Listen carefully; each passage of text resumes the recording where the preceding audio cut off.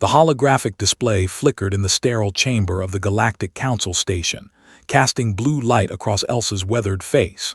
She sat perfectly still in her neural interface chair, her body paralyzed from the neck down since birth, but her mind sharp as a quantum blade. Through her neural link, she controlled 17 different systems simultaneously: life support, communications, the diplomatic feeds streaming from 1,000 worlds. "The motion passes," declared Ambassador Velkoth, their crystalline form refracting the chamber's light into prismatic patterns. By vote of 847-3, with 12 abstentions, Resolution 44 Alpha is adopted. All species within the galactic community must implement the genetic optimization protocol within 2 standard cycles. Elsa felt the words like a physical blow, though her body couldn't register it. Beside her, David's jaw tightened. He stood as humanity's other representative, a brilliant xenobiologist whose autism had made him an outcast on dozens of worlds before humanity's inclusion in the galactic community. His pattern recognition abilities had solved 3 interstellar plagues. It hadn't mattered to the Council. "For the record," David said, his voice flat and precise, "humanity votes against. This protocol amounts to genetic genocide." Velkoth's form shimmered with what might have been dismissal. "Your objection is noted, Representative Chen. However, you must understand, the optimization of species is not genocide. It is mercy. Why would any civilization permit the suffering of those born with defective genetics when correction is possible?" "Defective," Elsa said softly, her words transmitted through her neural interface with crystal clarity across the chamber. "You call us defective." "We call your condition unfortunate," corrected Thex, the hive mind representative, their collective voice emanating from a cluster of biomechanical drones. "We have studied your species extensively. 20% of your population carries genetic markers for conditions the protocol would eliminate: depression, anxiety, physical disability, neurodivergence. These are inefficiencies."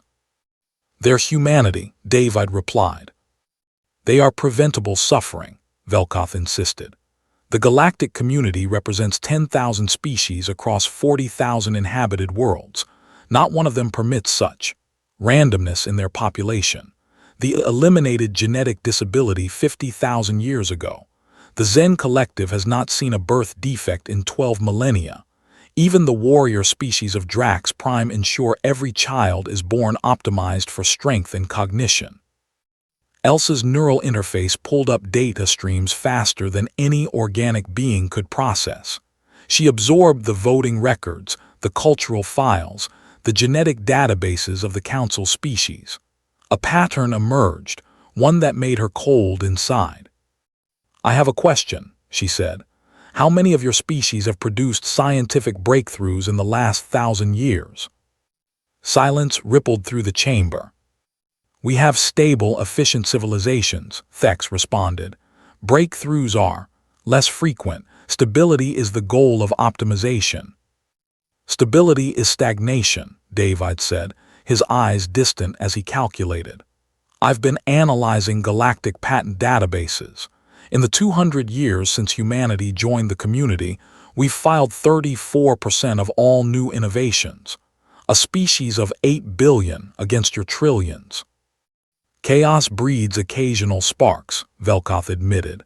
"But at what cost? Your species has depression rates of 15%. Anxiety disorders affect millions. Your disabled require constant resource allocation." "My disability," Elsa interrupted, her voice sharp as steel, "gave me this." She triggered her neural interface, flooding the chamber with data, mathematical proofs, quantum equations, the theoretical framework for trans-dimensional navigation that she developed during long nights when her body wouldn't let her sleep, when her different neurology saw patterns others missed. "David's neurology," she continued, "sees connections across disciplines that your optimized minds dismiss as noise. Our schizophrenic artists dream in fractals that led to our quantum communication breakthrough. Our ADHD engineers hyperfocus for 70-hour sprints solving problems your steady workers can't touch. Our depressed philosophers understand the darkness between stars in ways that let us navigate it. You would defend suffering. Velkoth's form darkened. I would defend diversity, Elsa said. Genetic, neurological, physical. You've optimized yourselves into a monoculture. Every species here is strong, healthy, neurotypical by their standards. And every species here has been stuck at the same technological level for millennia. Thex's drones buzzed with agitation. You cannot possibly suggest that disability is evolutionarily advantageous.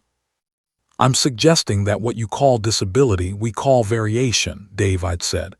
And variation is the engine of adaptation, of innovation, of survival. This philosophical debate is irrelevant, Velkoth declared. The protocol passes. Humanity must comply. Elsa and David exchanged a glance, months of silent preparation crystallizing into a single moment of decision. No, Elsa said simply. You refuse a council directive. Velkoth's form blazed with light. We withdraw from the galactic community, David stated, his voice steady. Effective immediately, humanity exits all treaties, agreements, and trade relationships. We will return to our own space. The chamber erupted in chaos. Representatives from 1,000 worlds shouted, transmitted, and pulsed objections. Humanity was too valuable, too innovative. They couldn't be allowed to leave. You'll be alone, Thex warned. Isolated, without the community's protection, trade networks, knowledge sharing. We'll be ourselves, Elsa said.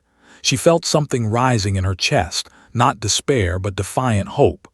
We'll build our own networks with any species who wants to join us, any worlds who value diversity over perfection, innovation over stability. You'll fail, Velkoth predicted. Your chaos will consume you. Elsa smiled, her first genuine smile in months. Through her neural link, she was already transmitting to humanity's fleet, to the colonies, to Earth itself. The message was simple. We're coming home, and we're coming home free. Maybe we will, she acknowledged, but we'll fail as ourselves, not as someone's idea of optimal. David stood, gesturing for Elsa's chair to follow. As they moved toward the chamber's exit, he spoke one final time. We'll see you in a few centuries, when your optimized civilizations need someone crazy enough to solve the problems you can't even see. The doors sealed behind them, leaving the Galactic Council in stunned silence. Humanity had voted with its feet, and its wheels, its prosthetics, its neural interfaces, its beautiful, chaotic, perfectly imperfect diversity. They were going home,